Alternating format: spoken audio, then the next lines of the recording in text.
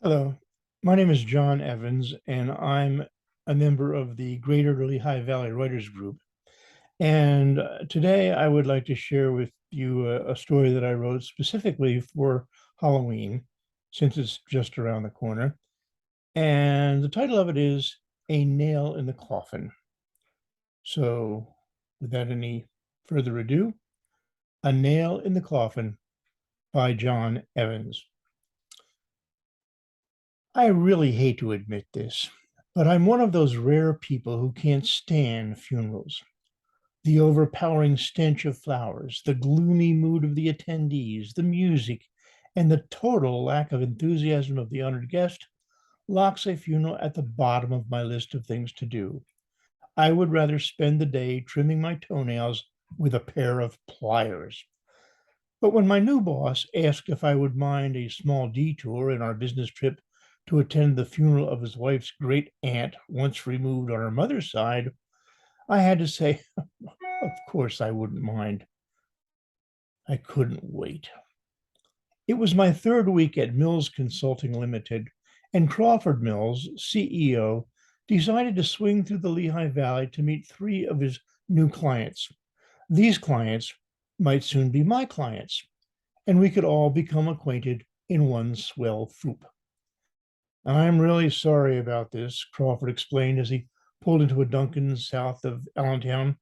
It's just one of those things. Kathy's in California and she's not about to come back here for a great aunt she couldn't pick out of a lineup. Guaranteed I won't know anyone, but I'll be representing our side of the family.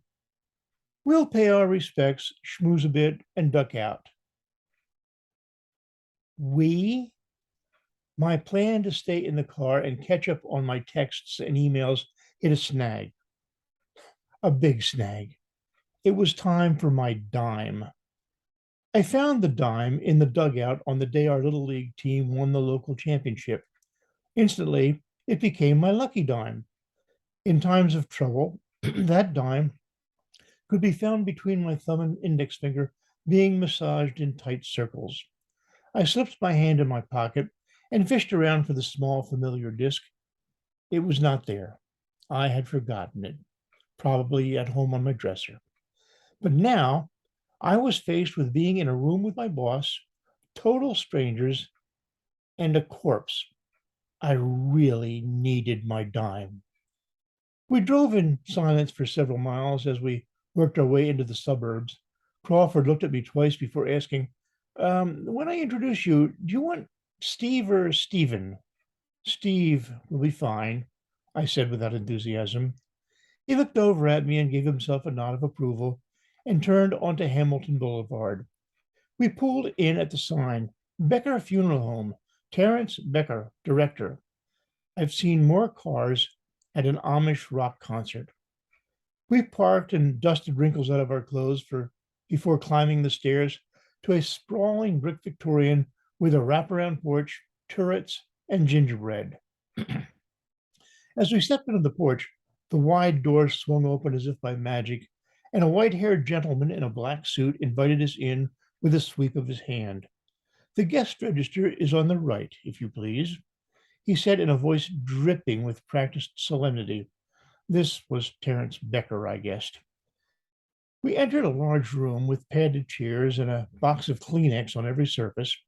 The best guest book was on a small lectern by the doorway to the viewing room. Crawford picked up the pen, signed his name, and then handed it to me. There were 11 names ahead of us. 11. I signed my name in space number 13.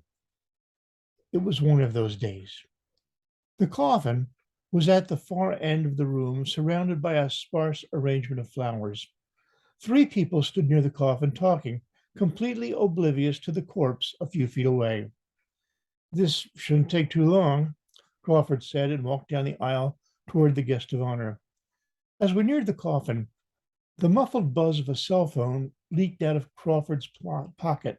He stopped and stepped into an empty row of seats. Speak to me, he said softly. I continued down the aisle and planted myself in a chair 3 rows away. It was a one sided conversation with Crawford making grunting sounds periodically. When he was done, I heard him approach me. I started to rise, but he placed a hand on my shoulder. I have a situation back at the office, he whispered. I have to handle it immediately. I need your help. He pocketed his phone. I've got to make a few calls, 30 minutes, an hour tops. What do you want me to do? Be me. I gaped at him silently. View the body, hang out. He made an all inclusive gesture with an open hand. Schmooze. And he was gone. I felt sweat rising to the surface. I finally practiced a few opening lines. Hello, my name is Crawford Mills, Kathy's husband, a great something or other of. I didn't know the name of the deceased. Hell, I didn't even know the gender. I needed my damn dime. I slipped my hand into my pocket, hoping it would magically appear, and ripped the nail of tall man on the inner seam. Now I had something else to occupy my nervous fingers. My thumbnail worked its way into the split, tearing it further. With a little work, I had torn off a crescent of fingernail the size of a grain of rice, which I immediately began massaging between my thumb and forefinger as I planned my next move. I craned my neck toward the deceased and saw a nose, like a shark's dorsal fin, cutting through the waves of chiffon spilling over the side of the coffin. I had seen that honker someplace before, perhaps at the Vatican, where they have those dead popes on display. Maybe this was a cousin.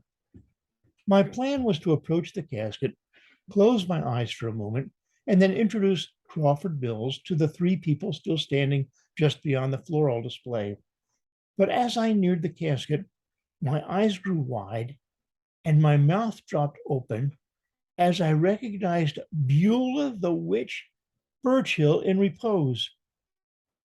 She looked exactly like she did standing before our sixth grade class, menacing, dead, and not at all happy about it.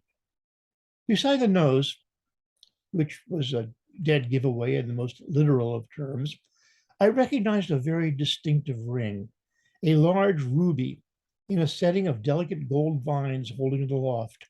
A banner under the ruby was engraved with the word destiny. I remembered the day she showed it to our class. It was perhaps the only day that we saw her smile, displaying not only the ring, but a cheap set of dentures with orange gums. Think of those chattering teeth next to the fart cushion in the novelty store. I also remembered the day I was accused of stealing it. I was in detention for some minor offense, and since I was her only captive that day, she felt comfortable stepping out for a moment, probably to add bat wings to a cauldron somewhere nearby. My nose was running. I slid out of my seat and went to her desk for a Kleenex. The velvet jewelry box was sitting right there. I picked it up, lifted the lid, and stood mesmerized by the ring's beauty. It was truly a work of art. I did not hear her return, but I did hear her scream. What are you doing? She shrieked as if she had caught me looking into her underwear drawer. In an instant, I was surrounded by the principal, the nurse, and the guidance counselor, Mr. Peters, who had given the ring to Miss Burchill. Proof positive that there is a perfect match for everyone. Despite my runny nose and several used Kleenexes in the trash can, no one believed my story. Is there anything else missing? The principal demanded and reached for the top left drawer. Miss Burchill snapped, No! A little too quickly, but not in time to stop Mr. Decker from seeing a pack of Marlboro cigarettes and a pint bottle of vodka barely hidden under a dust cloth. The resulting scandal of alcohol and tobacco on school property was compounded by the fact that she had left a student unattended with access to both. She lost her job, her career, and her fiance in that order. She was never seen in Fannet Meadow again. She went on to law school, graduated at the top of her class, and became a lawyer, the most vicious divorce lawyer on the planet. How vicious? In a meticulous firestorm of minor errors in contract wording, a few white lies on my part regarding sick days, some innuendo, and false accusations. It was rumored I was once suspected of being a jewelry thief. I lost my job, retirement pay, and more assets than I knew existed.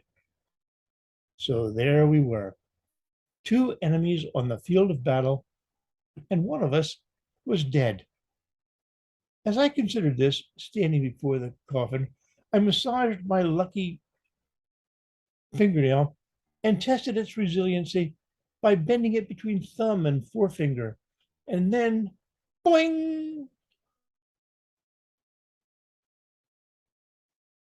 it sailed toward the coffin and disappeared into the sea of chiffon surrounding the witch.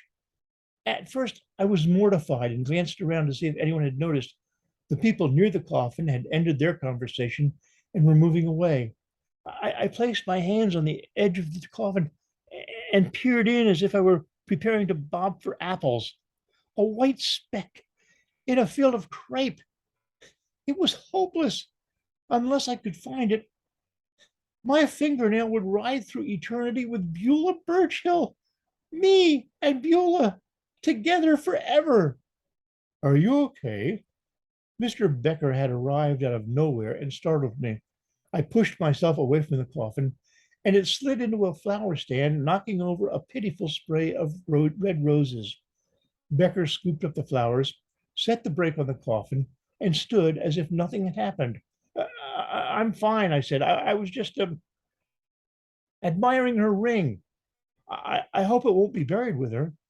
In the pause that followed, I winced, realizing that Becker would recall that statement from the witness stand at my trial for digging up Burchell's grave, something I was determined to do if they closed that lid on my fingernail. It was an inexpensive piece of costume jewelry, he said with an air of superiority. It will be interred with her remains. To an 11-year-old boy, that ring was a thing of beauty. But upon closer inspection, I noticed in the setting of the vines my fingernail. I resisted an urge to lunge at the ring and tried to focus Becker's attention on the ring so he would see the nail and dispose of it as a matter of housekeeping. The ring is on backward, I said. The inscription should face the person wearing the ring. The inscription should face the intended reader, he countered without breaking eye contact with me. She was the intended reader. She said so herself. She told you? We were interrupted by a scream of anguish or pain, like someone had stepped on a bear trap near the guest book. A rather large woman appeared, arms outstretched toward the coffin. Natalie Vance, Becker whispered, Beulah's law partner. She barreled down the aisle like a rhinoceros attacking a Land Rover. Beulah, she wailed as she neared. Becker and I stepped aside, making a way for the impact. She landed hard on the kneeler, rocking the coffin and sending the roses flying with a trail of red petals.